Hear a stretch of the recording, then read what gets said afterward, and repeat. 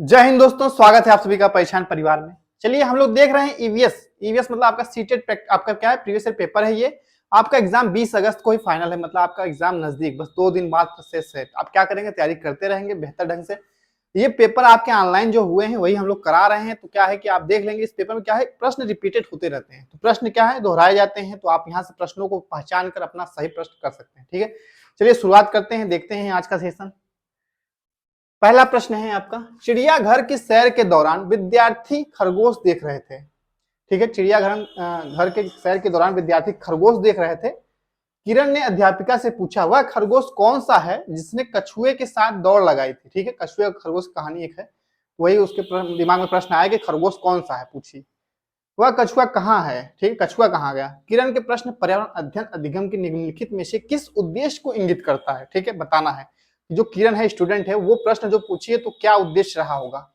बच्चों को अन्वेषणात्मक गतिविधियों से जोड़ना, बच्चों की सृजनात्मकता का पोषण करना, या फिर परिवेशी मुद्दों पर जागरूकता का विकास करना। फिर अगला ऑप्शन है वन्य जीवों के प्रति संवेदनशीलता विकसित करना। तो आप देखेंगे इसमें जो आपका सही है, एकदम सटीक ऑप्शन है आपका सही, देखेंगे ऑप्शन पहला ही है। क्या है, बच्चों को अन्वेषणात्मक गतिविधियों से जोड़ना, उनके मतलब क्या, एक्सप्लोरेटिव जो होता है मतलब खोज प्रक्रिया, ठीक है, उसको क्या करना है, जोड़ना है। ये बेटर है। आखिर आप देख लेंगे ऑप्शन बाकी सब ऐसे ही है फालतू। ऑप्शन पहला आपका ए सही है। ठीक है, चलिए आगे देखें अगला प्रश्न क्या है। विद्यार्थियों को अधिगम प्रक्रिया में सक्रिय भाग लेने के लिए प्रोत्साहित किया जाता है। ठीक है, विद्यार्थियों को अधिगम प्रक्रिया में सक्रिय भाग लेने के लिए प्रोत्साहित किया, जिससे उनमें प्रक्रिया कौशल का विकास होता है। ठीक है, प्रक्रिया कौशल का विकास होता है, उन्हें जीवन में मदद करेगा, ऐसा विचार निर्भर है। किस पर निर्भर है, बताना है। खोज उपागम पर, अन्वेषण विधि भी है, फिर संप्रत्यात्मक उपागम है, फिर अनुभवात्मक अधिगम पर। ठीक है, तो आप देखेंगे इसमें जो सही है क्या होना चाहिए कि अगर कोई चीज मतलब सक्रिय भाग ले रहे हैं, प्रोत्साहित करना है, तो क्या होना चाहिए, उनके अनुभवात्मक अधिगम होना चाहिए। ठीक है, डी ऑप्शन देखेंगे यही सही है, ऑप्शन डी ही सही है। क्या है इसमें, अनुभवात्मक अधिगम पर ही उसको विचार निर्भर मतलब मदद करेगा इसमें। ठीक है, ऑप्शन आपका डी। आगे है, कैंप में शाम के दौरान नाइमा अपने विद्यार्थियों से उनके कमरे साफ करने के लिए झाड़ू लगाने कहती है। मणि कहता है, मेरी दादी कहती है, अगर हम सूर्यास्त के बाद झाड़ू लगाएं तो हम गरीब हो जाएंगे। तो नाइमा को क्या करना चाहिए। ठीक है, नाइमा क्या है, टीचर है, वो कही है कि अपने मतलब कमरे को साफ रखना चाहिए, शाम को झाड़ू लगाने के लिए बोल रही है। देखेंगे इसमें आप झाड़ू लगाने के लिए मणि कह रहा है कि अगर हम झाड़ू लगाएंगे तो क्या होगा कि हम गरीब हो जाएंगे। तो ये बात कही जाती है, जैसे कि क्या है वो कहा जाता है ना, लोकवित्ती क्या कहती है। तो ये आप देखेंगे इसमें क्या हो सकता है, मणि से कहें कि अगर हम शाम को घर में झाड़ू लगाते हैं तो ऐसा कुछ नहीं होता, बस कह देंगे कि नहीं ऐसा झूठ होता है। फिर आगे मणि से कहें कि जहां हम रहते हैं उस जगह को साफ रखना चाहिए, इसलिए झाड़ू लगाना चाहिए। बात तो सही है, आगे देखेंगे। मणि से पूछे कि क्या उसने यह देखने के लिए कि अगर सूर्यास्त के बाद झाड़ू लगाया तो क्या होता है, कभी झाड़ू लगाया है। या फिर आगे देखेंगे, मणि से कहें कि वो झाड़ू लगाकर इस बात की जांच करें कि ऐसा करके वह क्या वो गरीब हो जाता है। ये बेटर है, ऑप्शन डी देखेंगे कि अगर उसको कहा जाए कि तुम एक बार झाड़ू लगा कर देखो तो क्या तुम गरीब हो जाते हो, जांच करो इसकी, तो ये बात सही है, ऑप्शन डी आपका सही है। चलिए अगला देखेंगे, अगला प्रश्न क्या है। कक्षा 4 के पाठ बदलते समय विद्यार्थियों से यह अपेक्षा की जाती है कि वे अपने दादा दादी से संवाद करें और उनके बाल्यकाल के विषय में जाने कुछ। ठीक है, यह उपागम निर्भर है। क्या उपागम निर्भर है, मतलब किस चीज पे निर्भर है कि वो बच्चे अपने जैसे दादा दादी से पूछें कि वो बाल्यकाल में क्या चीज मतलब परिवर्तन हुआ है अब तक में। तो ये क्या हो सकता है, इतिहास पर आधारित हो सकता है, पुरातत्व पर, आर्कियोलॉजी पर नहीं, लिखित अभिलेखों पर, लिखित साक्ष्य है कोई नहीं, मौखिक इतिहास पर, कह सकते हैं ओरल हिस्ट्री, मौखिक इतिहास हो सकता है, क्योंकि इसमें दादा दादी क्या बताएंगे, पुराने जमाने में जो घटित हुए हैं घटनाएं अपने मतलब की जानकारी में उनके, वो बताएंगे बच्चों को। ठीक है, तो ओरल हिस्ट्री कह सकते हैं। ऑप्शन आपका इसमें डी सही है, क्या है, डी, ऑप्शन डी सही है। अगला प्रश्न देखेंगे, राधा एक ईवीएस की अध्यापिका दिवाली पर अपने घर पूड़ी बना रही थी। उसकी बेटी गीता को यह आश्चर्य हुआ कि पूड़ी तलने पर फूली क्यों। तो राधा को एक शिक्षक होने के नाते क्या करना चाहिए। ठीक है, बताना है कि बच्ची उसकी जो है छोटी, वो देखी कि पूड़ी जब तल रही थी तो फूल गई है, तो कैसे फूली है। तो देखें ऑप्शन में क्या है, उससे कहें कि पानी के अणु भाप में बदले जाते हैं। फिर आगे है, और इसी तरह भाप बन के कारण पूड़ी फूल जाती है, भाप के कारण फूलती है। आगे देखेंगे, इससे इस तरह के अन्य फूलने वाली खाने की वस्तुओं के जैसे चपाती के बारे में सोचने को कहें, इसका कारण खोजने को कहें। तो खोजने वाली बात आ गया तो सही पॉइंट हो सकता है। उससे इसका कारण सोचने और समझाने के कहें, तेल में तलने पर पूड़ी क्यों फूल जाती है।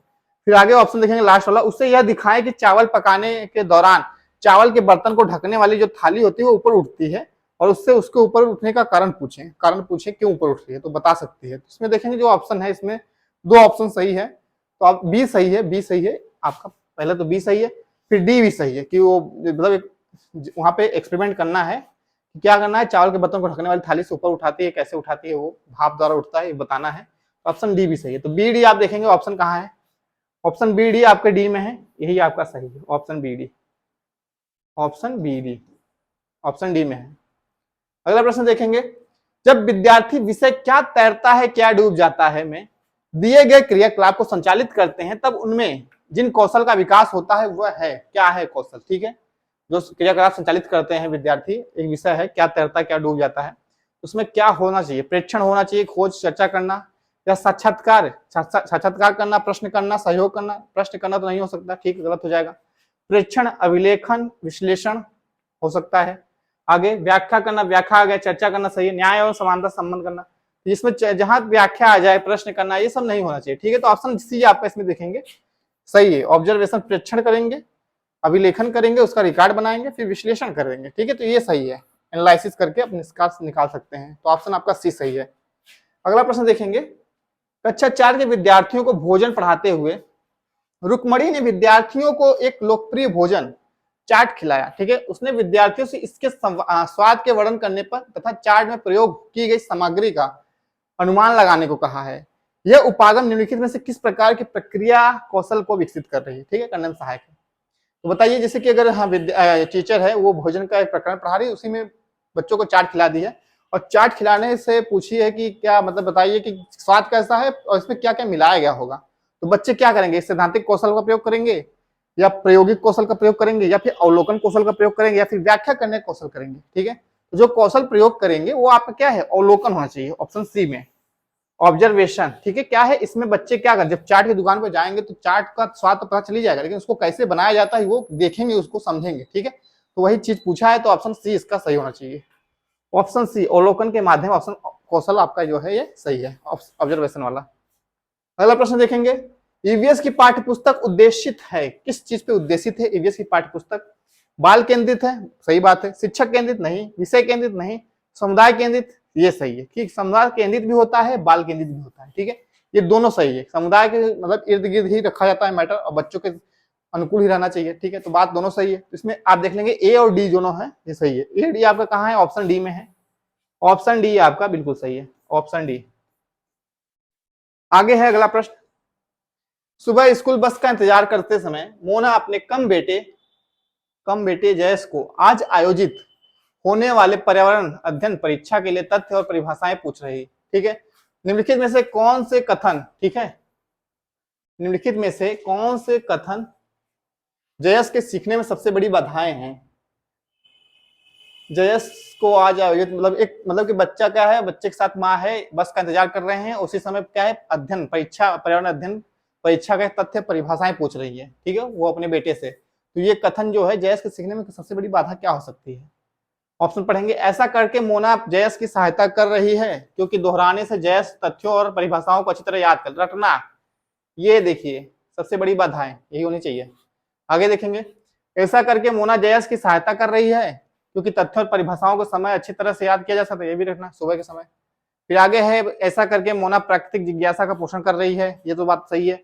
ऐसा करके मोना प्रक्रिया कौशल विकसित कर रही है, ये भी सही है, लेकिन ये दोनों क्या है, बाधाएं उत्पन्न कर रहे हैं, तो ये भी आपका गलत होना चाहिए। इसमें आपका इसमें क्या है, ये भी मानेंगे, तो ये भी कहाँ है आपका, ये भी ऑप्शन डी में है, ये बाधाएं उत्पन्न हो रही है ऑप्शन डी में, रटना आ गया तो गलत हो जाएगा।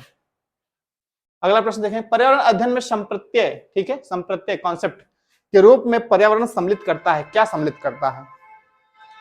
पर्यावरण विषय में हम देखते हैं क्या सम्मिलित होता है, एक रूप से देखेंगे तो हम क्या होगा, उसमें जीवों संबंधित रहेगा, कुछ सामाजिक संबंधित रहेगा, ठीक है, भौतिक मतलब चीजों संबंधित रहेगा, ये सब चीजें रहते हैं, तो यही बताना है। तो ऑप्शन देखेंगे इसमें क्या क्या है, भौतिक है, पर्यावरण है, जैविक पर्यावरण है, भौतिक पर्यावरण है, जैविक पर्यावरण है, तो बस दो ही है, और भी होना चाहिए, जैविक पर्यावरण, भौतिक पर्यावरण, सामाजिक एवं सांस्कृतिक पर्यावरण, ये हो सकता है आपका क्या है, जैविक भी है, भौतिक भी है, सामाजिक एवं सांस्कृतिक पर्यावरण दोनों है, ठीक है, तो ये बी आपका सही होना चाहिए। आगे देख लेंगे, भौतिक और सामाजिक है, बस गलत हो जाएगा। जैविक पर्यावरण जीवन प्रक्रम और तंत्र, सामाजिक क्या क्या दिया है ये सुनिए, ऑप्शन आपका बी सही है, क्या है, बी सही है। अगला प्रश्न है, निम्नलिखित में से कौन से कथन पर्यावरण अध्ययन के उद्देश्य है? उद्देश्य बताना है कौन सा ईवीएस का उद्देश्य होना चाहिए। पर्यावरण के बारे में प्रत्यक्ष जानकारी, परिभाषाएं और विवरण प्रदान करना। ठीक है, क्या इसका उद्देश्य है कि हम परिभाषाएं रटाएं, बच्चों को विवरण दें, मतलब एक टाइप से उनको मतलब सिद्धांतिक बात बताएं। बच्चे छोटे हैं तो उनको क्या परिभाषाएं सब जोड़नी है। आगे है ऑप्शन, मौजूदा पर्यावरणीय मुद्दों के प्रति संवेदनशीलता विकसित करना। संवेदनशीलता आगे तो ये भी सही है, ऑप्शन आपका बी सही है। ठीक है, आगे देखेंगे, परिवेश से अंतःक्रिया करके, अंतःक्रिया मतलब एक दूसरे से सामंजस्य स्थापित करना। ठीक है, स्वयं ज्ञान अर्जन करने की स्थिति बनाना, ये भी सही है, स्वयं से करके सीखना, बात सही है। आगे है पर्यावरणीय समस्याओं को दूर करने की कुशलता विकसित करना। पर्यावरणीय समस्याएं जो हमारे पास होती है उनको हम कैसे दूर करें, इसके बारे में एक मतलब अपना योगदान देना। ठीक है, तो आप क्या है, ऑप्शन डी भी सही है। इसमें देखेंगे बी और सी डी तीनों सही हो रहा है, ये गलत है। ऑप्शन बी सी डी देख लेंगे, ऑप्शन बी सी डी आपके सी में है, ऑप्शन सी आपका बिल्कुल सही है। चलिए आगे, सीसीई का अर्थ ईवीएस में बताना है, सीसीई का अर्थ क्या है। ठीक है, ऑप्शन देख लेंगे, सतत एवं संचयी मूल्यांकन। ठीक है, आगे है संचयी एवं संज्ञानात्मक मूल्यांकन, व्यापक एवं संचयी मूल्यांकन है, फिर लास्ट आप देखेंगे सतत एवं व्यापक मूल्यांकन। ये तो पढ़े ही होंगे आप लोग। सीसीई क्या होता है, इसे इंग्लिश में कहते हैं कंटिन्यूअस एंड कॉम्प्रिहेंसिव इवेल्युएशन। ठीक है, तो एक आपका क्या है, सीसीई का फुल फॉर्म है, इसे हम कहते हैं सतत एवं व्यापक मूल्यांकन। ठीक है, तो ऑप्शन आपका यही डी आपके क्या है, सही है, ऑप्शन डी सही है। चलिए आगे अगला प्रश्न देखेंगे, ये भी उसी संबंधित है। निम्नलिखित में से कौन सा कथन सतत एवं समग्र मूल्यांकन की प्रकृति को स्पष्ट करता है। ठीक है, बताना है, सीसीई से संबंधित है प्रश्न, बताएंगे। यह पाठ तथा साल के अंत में होने वाला आकलन है। ठीक है, आगे देखेंगे, प्रकृति को स्पष्ट करना पूछा है तो देख लेंगे हम। यह सीखने के बजाय सीखे गए का आकलन करता है, नहीं सीखने का आकलन करता है, नहीं सीखने के लिए आकलन। ठीक है, आगे देखेंगे, यह रचनात्मक रूप से सीखने का अवसर उपलब्ध कराता है, ऑप्शन आपका सी सही है। और डी क्या है, यह सीखे गए के बजाय सीखने के लिए का आकलन है ना, असेसमेंट ऑफ लर्निंग है। ठीक है, assessment as learning, assessment for learning नहीं है, असेसमेंट ऑफ लर्निंग है। तो ऑप्शन सी और डी होना चाहिए, ऑप्शन सी और डी आप देख लेंगे, ऑप्शन सी में है, ऑप्शन सी आपका सही है। अगला प्रश्न देखेंगे, पर्यावरण अध्ययन में थीम आधारित पद्धति सहायक होती है। थीम आधारित पद्धति, जो पर्यावरण में हम थीम आधारित पद्धति अपनाते हैं, थीम द्वारा पढ़ते हैं, तो क्या है, सभी प्रत्ययों एवं विषयों को शामिल करने के लिए, या फिर पर्यावरण के प्रति संवेदनशीलता विकसित करने के लिए, फिर विद्यार्थी अध्यापक संबंध विकसित करने के लिए, या फिर होगा ज्ञान को संपूर्णता से अर्जित करने के लिए।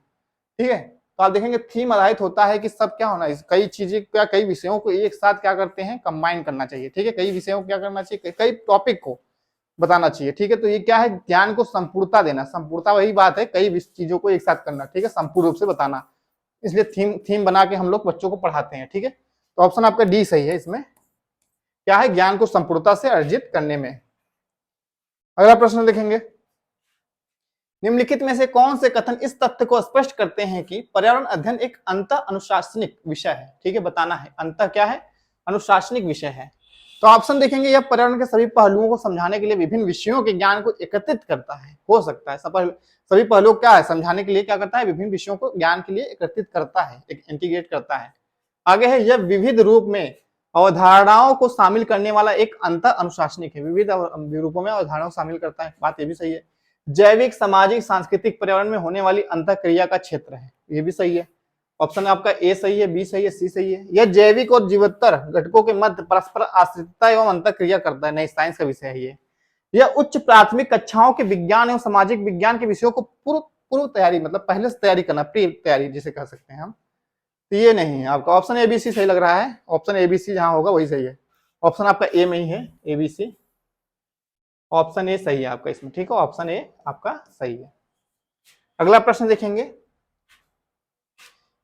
विटामिनों तथा खनिज लवणों को सूक्ष्म पोषक तत्व कहा जाता है, क्योंकि जो विटामिन होते हैं, खनिज लवण होते हैं, उन्हें हम सूक्ष्म पोषक तत्व कहते हैं। क्यों कहते हैं, देखिए शरीर के लिए जो मुख्य रूप से आवश्यक पोषक तत्व होते हैं वो बड़े मात्रा में देखेंगे तो प्रोटीन हो गया, वसा हो गया, कार्बोहाइड्रेट हो गया, लेकिन उसके अलावा कुछ कम मात्रा में लिए जाते हैं जिसे हम विटामिन खनिज लवण कह सकते हैं। ठीक है, तो ये आपका क्या है, सूक्ष्म मात्रा में लेते हैं, सूक्ष्म पोषक तत्व मतलब कम मात्रा में लेते हैं, इसलिए सूक्ष्म पोषक तत्व कहते हैं।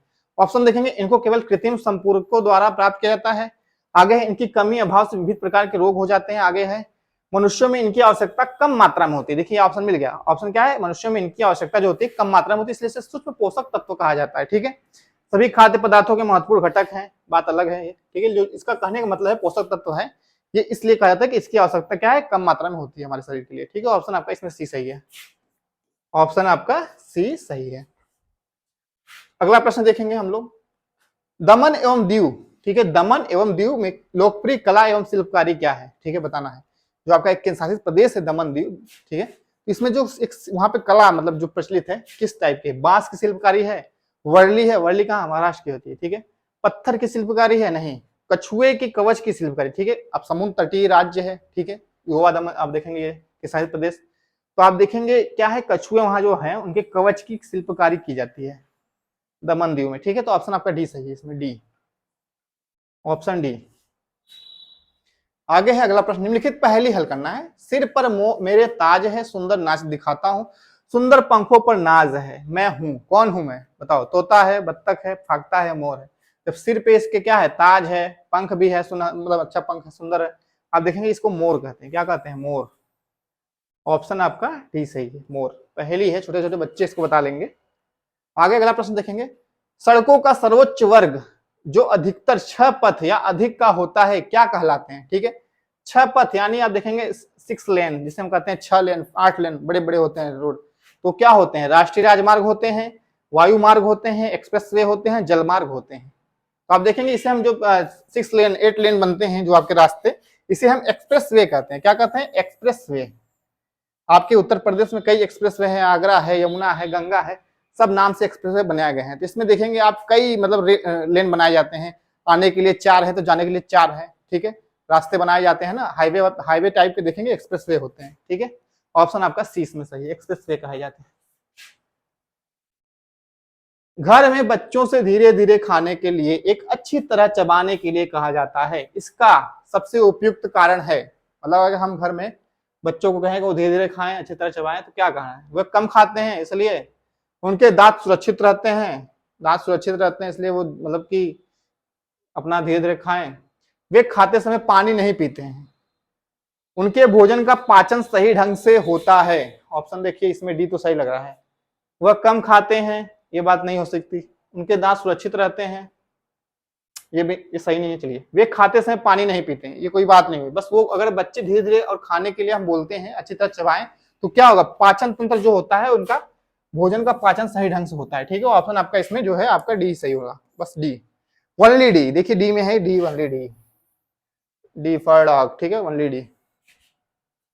अगला प्रश्न देखेंगे, योग दिवस के समारोह के उपलक्ष्य में, ठीक है, उपलक्ष्य में एक ईवीएस का अध्यापक निश्चय करता है कि वह 5वीं कक्षा के छात्रों को विश्व की योग राजधानी, ठीक है, क्या है? विश्व की योग राजधानी के भ्रमण पर ले जाएगा, जिसका नाम है, अब देखिए उपनाम एक विश्व की योग राजधानी, ये किसको कहते हैं?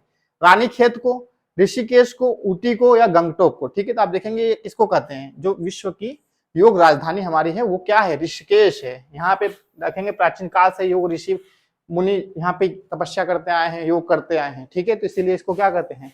विश्व की योग राजधानी। ठीक है, ऑप्शन आपका क्या है? बी, ऋषिकेश।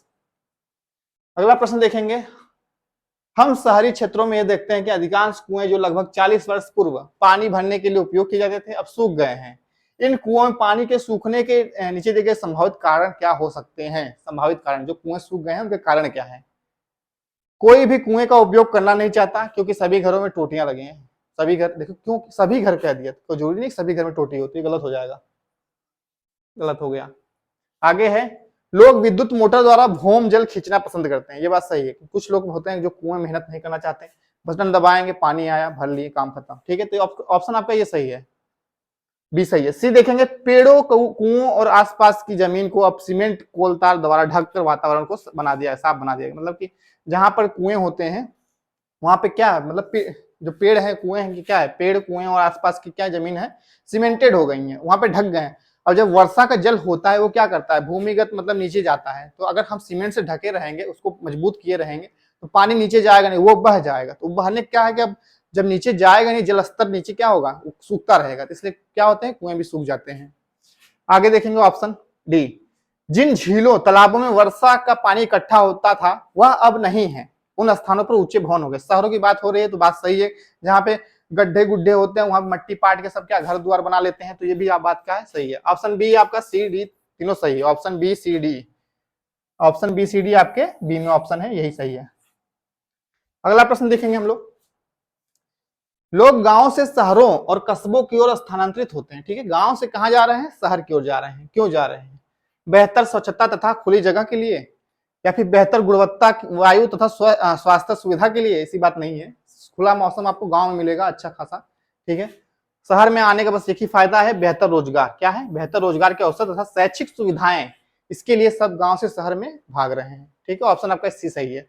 बेहतर गुणवत्ता का जल सामाजिक नियम ये सब नहीं है, ऑप्शन आपका सी सही है इसमें। आगे अगला प्रश्न देखेंगे, अंतरिक्ष की यात्रा के लिए निम्नलिखित में से किसका उपयोग किया जाता है? अंतरिक्ष की यात्रा, अंतरिक्ष में जाना है। ठीक है, पृथ्वी के बाहर जाना है हमको, तो हम किस चीज से पृथ्वी से बाहर जाएंगे? एक उपग्रह के माध्यम से, एक रॉकेट के माध्यम से, एक हवाई जहाज के माध्यम से, एक उल्कापिंड के माध्यम से। तो सही इसमें आपका है ऑप्शन बी। क्या है? एक रॉकेट। हमको एक रॉकेट चाहिए जो हम उसमें क्या है अपने बैठेंगे, फिर क्या जाएंगे अंतरिक्ष से बाहर। आप देखेंगे अंतरिक्ष से बाहर आपके सर्वप्रथम चंद्रमा पे गए हैं, अंतरिक्ष के बाहर कई लोग स्पेस ISS है अंतरिक्ष वहां पे जाते हैं, तो किससे जाते हैं? रॉकेट से जाते हैं। ठीक है, ऑप्शन आपका बी सही है। आगे है अगला प्रश्न, वाराणसी की कढ़ाई। ठीक है, कढ़ाई की अद्वितीय कला है। कढ़ाई, कढ़ाई मतलब वही बुनकर। जरदोजी है, फुलकारी है, तोड़ा है, कांथा है। ठीक है, तो आप देखेंगे इसमें जो सही है आपका वाराणसी कढ़ाई जो प्रसिद्ध है वहां पे देखेंगे जरदोजी। जरदोजी आपकी लखनऊ में फेमस है। ठीक है, चलिए जरदोजी, तो ऑप्शन आपका क्या है? सही ए है, वाराणसी में ये जरदोजी वाला बात सही है, ऑप्शन ए। देखिए अगला प्रश्न क्या है, नीचे दिए गए कथनों पर विचार करना है हमको। लेफ्टिनेंट कमांडर वाहिदा प्रिज्म भारतीय नौसेना के डॉक्टर थे। बात सही है, ये आपके जो एनसीईआरटी किताब है बच्चों की, छोटे बच्चों की, उनके मतलब एक लेसन है, क्या है? लेफ्टिनेंट कमांडर वाहिदा प्रिज्म पर प्रिज्मी, तो क्या है? वो भारतीय नौसेना में डॉक्टर थी। बात सही है। आगे है वाहिदा प्रिज्म एक बहुत छोटे गांव से हैं और उनकी जो पढ़ाई है सरकारी विद्यालय में। ठीक, गवर्नमेंट विद्यालय में बात है, सही बात है। ये जम्मू कश्मीर की रहने वाली, राजौरी जिला है जम्मू कश्मीर में, वहीं की रहने वाली थी। ठीक है, और गवर्नमेंट विद्यालय में ही पढ़ाई की है। ऑप्शन ए बी दोनों सही है आपका, ए बी। आगे भी देख लेंगे, वाहिदा प्रिज्म पहली महिला है जिन्होंने एक पैरेड की कमान संभाली थी। ठीक है, नौसेना में क्या है, पैरेड जब होती है तो उसकी कमान कोई लीड करता है, तो उसमें ये पहली महिला बनी थी। ठीक है, तो ऑप्शन ये भी सही है, ऑप्शन सी। और आगे देखेंगे अगला ऑप्शन है, वाहिदा प्रिज्म मेडिकल ऑफिसर हैं और रोगियों को दवा देती हैं। बात सही है भी, लेकिन इसमें ऑप्शन देखिए क्या क्या है, option A B C, option A B C मिल रहा है, ऑप्शन ए बी सी। ठीक है, डॉक्टर हैं, ऑप्शन सी सही है, बस ए बी सी। ठीक है, मिल रहा है ये। अगला प्रश्न देखेंगे, पोचमपल्ली नाम है, पोचमपल्ली क्या नाम है? लोक चित्रकला का जो विशेष रंगों से बनाई जाती है, एक लोक चित्रकला है? नहीं, साड़ियों का जिन पर पारंपरिक रंगाई के ज्यामिति नमूने होते हैं। ज्यामिति मतलब आकृति बनती है रंग बिरंगी। ठीक है, तो बात ये सही है, साड़ी क्या है? पोचमपल्ली एक साड़ी है, कहाँ की फेमस है? तेलंगाना राज्य की। ठीक है, पोचमपल्ली वहां पे एक जिला है, वहीं उसी के लिए फेमस है। ठीक है, साड़ी के लिए। ऑप्शन आपका बी ही सही है, ऑप्शन बी। ठीक है, आगे पढ़ने की जरूरत नहीं, बकरी उकरी तो है नहीं।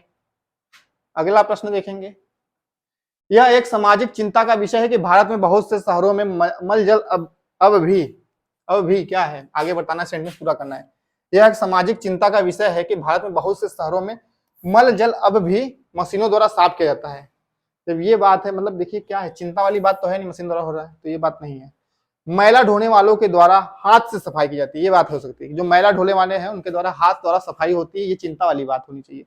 आगे सबसे अच्छी सुविधा है? नहीं। निजी कंपनियों के स्वामित्व में है? ये नहीं। देखिए आपका ऑप्शन जो सही है इसमें बी देखेंगे, एक सामाजिक चिंता का बात है ना, कि मैला जो ढोने वाले व्यक्ति हैं उनके हाथों द्वारा उस मल जल को क्या किया जाता है? साफ किया जाता है, सफाई की जाती है। तो ऑप्शन आपका यही है, क्या है? सही है, बी। अगला प्रश्न देखेंगे, दक्षिण भारत का सबसे बड़ा मेला, आदिवासी उत्सव जिसे कह सकते हैं, सबसे बड़ा दक्षिण भारत का बताना है। ऑप्शन क्या है? कुंभ मेला है, समक्का सारलम्मा यात्रा। ठीक है, ये देखिए समक्का सारलम्मा यात्रा। आगे है खांची उत्सव, गंगा जी मेला। ठीक है, तो आप देखें कुंभ मेला हमारे इलाहाबाद में लगता है, लेकिन आप देखेंगे समक्का सारलम्मा यात्रा ये जो है आपका दक्षिण भारत का सबसे बड़ा मेला है। क्या है? दक्षिण भारत का सबसे बड़ा मेला है, ये भी आपके तेलंगाना राज्य में लगता है। ठीक है, ऑप्शन आपका बी, आदिवासी मेला इसे कहते हैं, समक्का सारलम्मा यात्रा। ऑप्शन आपका बी सही है। आखिरी प्रश्न देख लेंगे, किसी पर्यटक के नीचे दिए गए अनुसार वर्णन करना है। मैं एक गांव में हूं, भारी वर्षा यहाँ की सामान्य विशेषता है, इसलिए यहाँ के गांव के लोग ने अपने घर बांस के खंभों पर धरती से लगभग 10 से 12 फुट, जिसे हम कह सकते हैं 3 से 3.5 मीटर ऊंचाई पे बनाए हैं। यह घर भीतर से भी लकड़ी के बने होते हैं। इन घरों की जो छतें होती हैं ढालू होती हैं, ठीक है, ढालू होती हैं। इन गांव के निम्नलिखित में से कहां होना चाहिए, बता दीजिए, बताइए। प्रश्न बहुत अच्छा है, ये हमेशा पूछता है। ऑप्शन क्या है, हिमाचल प्रदेश है, उत्तराखंड है, असम है, आंध्र प्रदेश है। अब जहां आप देखेंगे कि लगभग 3 से 3.5 मीटर ऊंचाई पे लकड़ी पे टिकाए जाते हैं, बांस बल्ली पे टिकाए जाते हैं, घर बनाए जाते हैं, तो आप कहाँ फेमस है? आप देखेंगे ये आपका फेमस जो है आपके असम का है, ठीक है, कहाँ का? असम का। ऑप्शन आपका सी सही है, ऑप्शन आपका सी सही, क्योंकि यहाँ असम में देखिए बाढ़ का पानी, वर्षा जल जब भी होता है, बरसात ज्यादा होती है और बाढ़ भी आती रहती है, तो क्या करते हैं, ऊंचाई बनाने का फायदा है कि ऊंचाई पर रहेंगे, आराम से ऊपर रहेंगे, बाढ़ से ग्रसित नहीं रहेंगे, ठीक है। ऑप्शन आपका सी सही है। तो आज का सेशन यही कंप्लीट होता है। आप अगर हमारे चैनल को सब्सक्राइब नहीं किए, सब्सक्राइब जरूर कर लेंगे, वीडियो ज्यादा शेयर करेंगे, लाइक करते रहेंगे। आप सभी का बहुत बहुत धन्यवाद।